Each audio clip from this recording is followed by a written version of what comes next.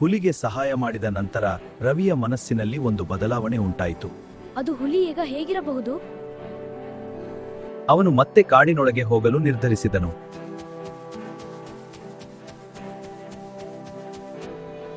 ಆದರೆ ಕಾಡಿನಲ್ಲಿ ಅಪಾಯ ಕಾದಿತ್ತು.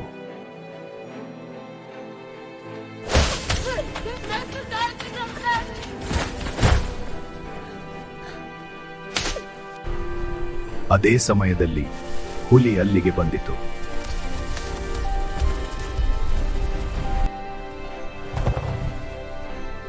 ಹುಲಿ ತನ್ನ ಶಕ್ತಿಯಿಂದ ರವಿಯನ್ನು ಬಿಡುಗಡೆ ಮಾಡಿತು.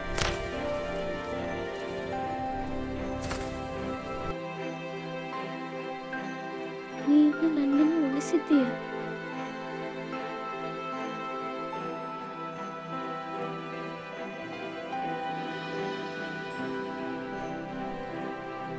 ಏನಾಯ್ತು? ಹುಲಿ ನನ್ನನ್ನು ರಕ್ಷಿಸಿತು.